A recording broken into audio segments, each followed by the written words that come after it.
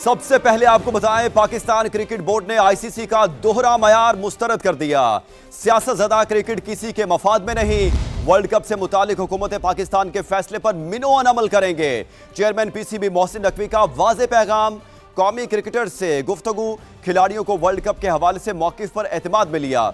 खिलाड़ियों ने chairman PCB के असूली मौकिफ को सराहा और मुकम्मल हिमायत की। मोहसिन नकवी का कहना था, बांग्लादेश क्रिकेट बोर्ड का मौकिफ असूलों पर मबनी है। हमने क्रिकेट की सुनहरी असूलों को सामने रखते हुए बांग्लादेश की हिमायत की। हमारे खिलाड़ी बासलाहियत हैं। किसी मैदान में भी कामयाबी टीम वर्क से मिलती है। शाहिद आफरीदी की आईसीसी के रवैये पर तनकीद। बांग्लादेश से मुतालिक फैसले पर मायूसी का इजहार। साबिक कप्तान का कहना है, इंटरनेशनल क्रिकेट काउंसिल के गैर मुस्तकिल रवैये पर शदीद मायूसी हुई। चैंपियंस ट्रॉफी से पहले भारत के सिक्योरिटी खदशात को तस्लीम किया गया, लेकिन बांग्लादेश के लिए समझ बूझ दिखाने से गुरेज किया जा रहा है। आलमी क्रिकेट की गवर्नेंस की बुनियाद मुस्तकिल मिजाजी और इंसाफ पर होनी चाहिए। बांग्लादेश के खिलाड़ी और शायकीन इज्जत के मुस्तहिक हैं, दोहरे मयार के नहीं। आईसीसी फासले बढ़ाने की बजाय कुर्बतें बढ़ाने में किरदार अदा करे। टी20 वर्ल्ड कप में शिरकत के लिए पाकिस्तानी दस्ता तैयार। 15 रुकनी टीम का ऐलान कर दिया गया। सलमान आगा कप्तान, बाबर आजम भी शामिल। साहिबजादा फरहान, साइम अयूब, फखर जमान, ख्वाजा नाफे भी टीम का हिस्सा। मोहम्मद नवाज, शादाब खान, फहीम अशरफ भी शामिल। फास्ट बॉलिंग का महाज शाहीन आफरीदी, नसीम शाह और सलमान मिर्जा के हवाले। अबरार अहमद और उस्मान तारिक स्पेशलिस्ट स्पिनर की जिम्मेदारी निभाएंगे। उस्मान खान को भी एंट्री मिल गई। Wasim junior drop. हारिस रऊफ भी जगह बनाने में नाकाम रहे।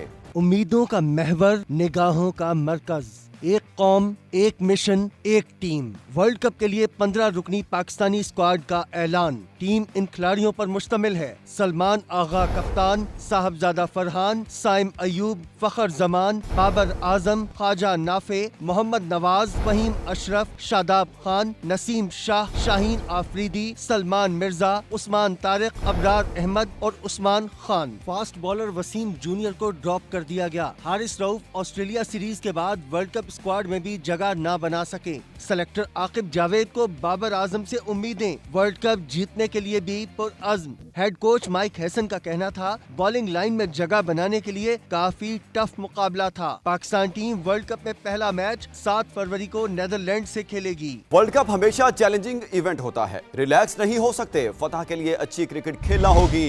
कौमी टीम के कप्तान सलमान आगा की गुफ्तगू। कहा, मेगा इवेंट के लिए पूरी तरह तैयार हैं। पीएसएल 11 के लिए प्लेयर्स ऑक्शन 11 फरवरी को होगा। खिलाड़ियों की बोली पाकिस्तानी रुपए में होगी। पीसीबी ने बेस प्राइस का भी ऐलान कर दिया। टॉप कैटेगरी में प्लेयर्स की बेस प्राइस 4 करोड़ 20 लाख रुपए मुकर्रर की गई। दूसरी कैटेगरी की बेस प्राइस 2 करोड़ 20 लाख रुपए होगी। तीसरी कैटेगरी की बेस प्राइस 1 करोड़ 10 लाख रुपए है। चौथी कैटेगरी की बेस प्राइस 60 लाख रुपए रखी गई। एक टीम में कम से कम 16 और ज्यादा से ज्यादा 20 खिलाड़ी होंगे। स्क्वाड में 5 से 7 गैर मुल्की खिलाड़ी शामिल करने की इजाजत होगी। प्लेइंग 11 में कम से कम 3 और ज्यादा से ज्यादा 4 गैर मुल्की खिलाड़ी लाजमी हैं। लाहौर में होने वाली प्लेयर्स ऑक्शन वर्कशॉप में बाबर आजम, फखर जमान, शाहीन आफरीदी समेत दीगर खिलाड़ियों ने शिरकत की। खबरों का सिलसिला आगे बढ़ाते हुए आपको बताएं कि सानहा गुल प्लाजा क्यों हुआ। गवर्नर सिंध की मुश्तरका तहकीकात की पेशकश। कहा, आए मिलकर बैठें, 8 घंटे में हकायक का पता चल जाएगा। कामरान टिसोरी बोले, टैक्स भी दें, मार भी खाएं और फिर जल जाएं। कराची वालों के साथ नाइंसाफी हो रही है। क्या गुल प्लाजा किसी गांव में था जो रेस्क्यू वाले नहीं पहुंच सके? नहीं, ताली कोई नहीं बजाए यार। ये तालियां बजा बजा के तो आपने हमारी आदतें खराब की हैं। हम सिर्फ ताली बजवा के, झंडे लगवा के, वोट मांग के, अपनी सीटें लेकर, कोई एमपीए, कोई एमएनए, कोई गवर्नर, कोई सीएम, और हम बड़े बस गाड़ियों में शू शू आए और चले गए। कोई ताली नहीं बजाए। हमें गालियां दें आप लोग, तब हम सुधरेंगे। पकड़ के हमें, तब हम सुधरेंगे। 80 लाशें जल गई हैं। जले हुए लोगों पे सियासत कर रहे हैं। कोई कह रहा है 1947 में ये हुआ, कोई कह रहा है 2006 में यूं बना। अबे बनने का नहीं पूछ रहे, आग क्यों नहीं बुझी, ये पूछ रहे हैं ये लोग कि हमारे लवाहिकीन जल गए, बचाने कोई नहीं आया। कि आग क्यों नहीं बुझी, सवाल ये करें, रेस्क्यू क्यों नहीं हुआ। आग लगाई गई, आग लग गई, आग बुझाई क्यों नहीं गई, अंदर क्यों नहीं घुसे, दरवाजे तोड़ने वाले कहां थे।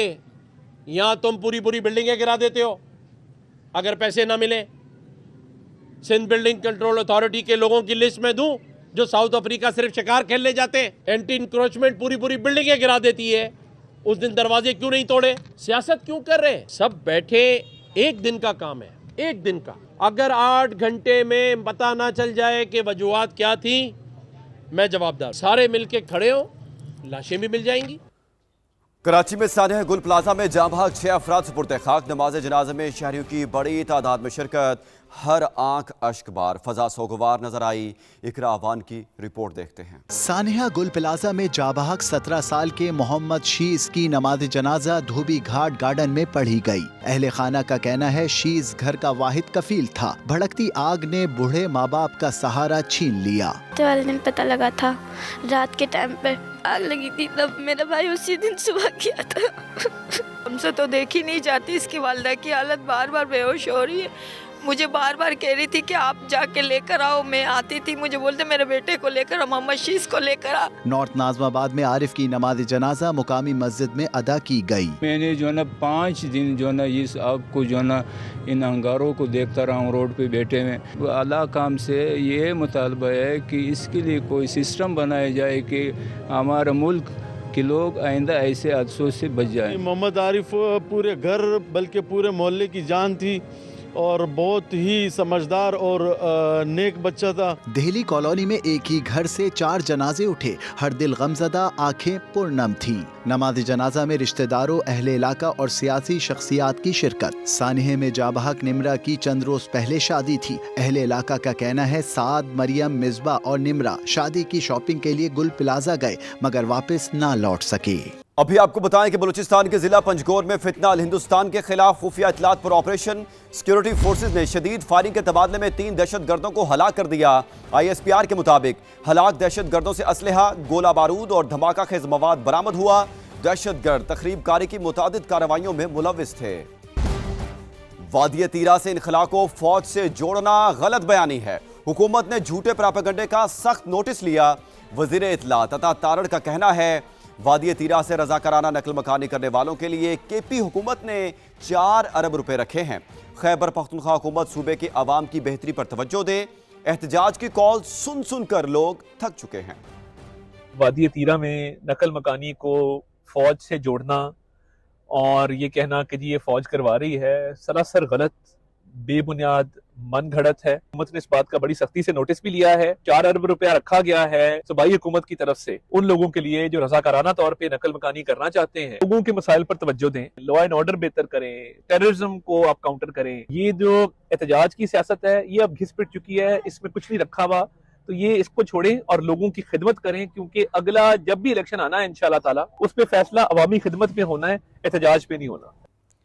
लाहौर में आतिशज़दगी के शिकार होटल में बॉयलर की तनसीब गैर कानूनी निकली। इब्तदाई तहकीकात में इंकशाफ हुआ कि बॉयलर ऑपरेटर भी ना तजर्बाकार था। गैस लीकेज की वजह से धमाका हुआ और आग भड़क उठी।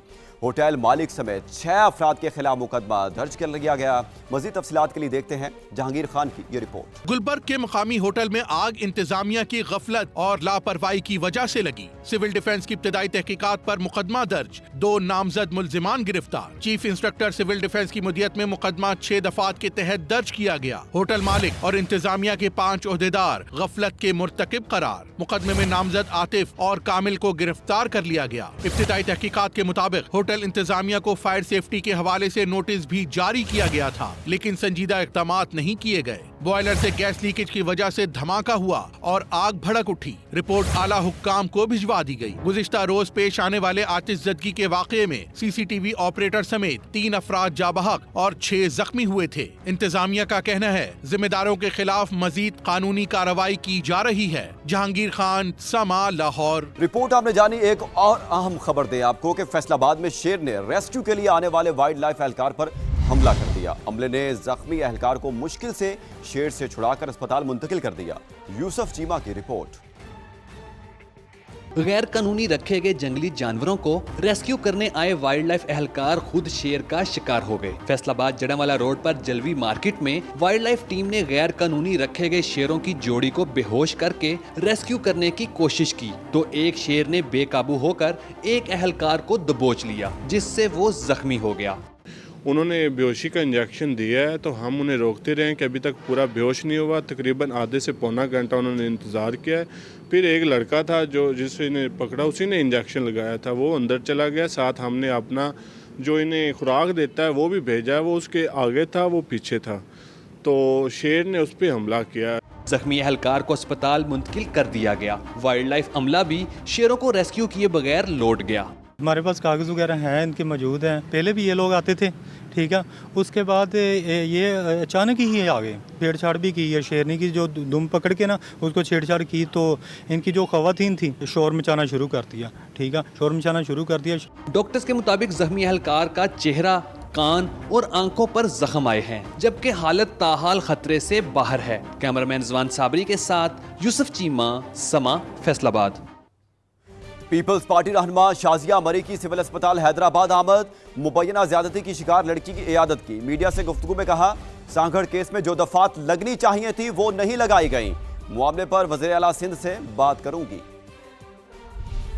बातें जो लीगली भी देखी हैं, मैंने भी एफआईआर को देखा तो वो चीज़ नहीं थी जो होनी चाहिए, मैं एतराफ़ करती। और एसएसपी साहब को पर्सनल इस पे खुद ज़्यादा इंटरेस्ट लेना चाहिए था, बिकॉज ऐसे केसेस जो होते हैं वो एक्सेप्शनल होते हैं, ये आम केस नहीं है। ये इस माशरे का वो नासूर है जिसको हमें जड़ से उखाड़ना है।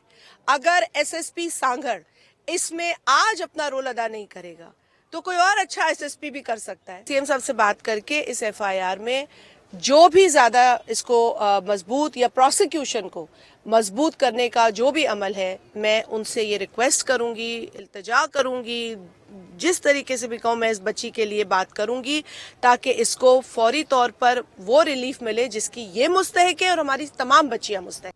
दियाई खान खुदकुश हमले में 5 अफराद की हलाकत। खुदकुश बमबार अफगान शहरी निकला। शनाख्त 21 साल के अब्दुल रहमान के नाम से हुई। धमाके की सीसीटीवी फुटेज सामने आ गई। हमलावर सफ़ेद चादर ओढ़े शादी के पंडाल में दाखिल हुआ, कमरे में पहुंचकर खुद को उड़ा लिया। धमाके से छत भी मुनहदिम हो गई। खबर यह है कि फौरी मुआशी इस्लाहात की जाएं, कौमी एक्सपोर्ट इमरजेंसी लगाई जाए और रियल एस्टेट को सनत का दर्जा दिया जाए। Islamabad chambers of commerce and industry ने सरमायाकारों का एतमाद बहाल करने के लिए वज़ीर-ए-आज़म से मुदाखलत की अपील कर दी। खत में कहा, भारी टैक्सेस, बुलंद शरह सूद और तवानाई के बढ़ते अखराजात के बायस मईशत शदीद दबाव में है। शकील अहमद की रिपोर्ट। सदर Islamabad chambers of commerce and industry Sardar Tahir Mahmood का वज़ीर-ए-आज़म के नाम खत लिखा कि रियल एस्टेट सेक्टर की बहाली को कौमी इक़्तिसादी तरजीह के तौर पर देखा जाए, क्योंकि ये शोबा सीमेंट, स्टील, तामीराती मवाद, ट्रांसपोर्ट, मालियाती खिदमात, फन तामीर और इंजीनियरिंग समेत 100 से 150 ज़ेली सनतों को भी सहारा देता है। आलमी तजुर्बात बताते हैं कि एक मुनज़्ज़म और शफाफ रियल एस्टेट सेक्टर तरक्की याफ्ता और उभरती हुई मईशतों में रीढ़ की हड्डी साबित होता है। इसे बाकायदा सनत का दर्जा देने के लिए फौरी और ठोस इक़दामात भी जरूरी है। भारी लागत, जरूरत से ज्यादा टैक्सेस, बुलंद शरह सूद और महंगी तवानाई जैसे स्ट्रक्चरल चैलेंजेस कारोबारी सरगर्मियों में बड़ी रुकावट बने हुए हैं। खत में ओवरसीज पाकिस्तानियों के खदशात का भी तज़किरा। कहा कि रेगुलेटरी अबहाम, मुतज़ाद टैक्स निज़ाम और महदूद सहूलतों ने बैरून मुल्क पाकिस्तानी सरमायाकारों के एतमाद को मुतासिर किया है। बरामदात में इजाफे के लिए नेशनल एक्सपोर्ट इमरजेंसी के निफाज का मुतालबा। खत में पॉलिसी डायलॉग को इदाराजाती शक्ल देने और स्टेक होल्डर्स के दरमियान बेहतर राब्तों के लिए वज़ीर-ए-आज़म की सरपरस्ती में नेशनल रियल एस्टेट कॉन्फ्रेंस के इनेकाद की तजवीज़ भी दी गई है।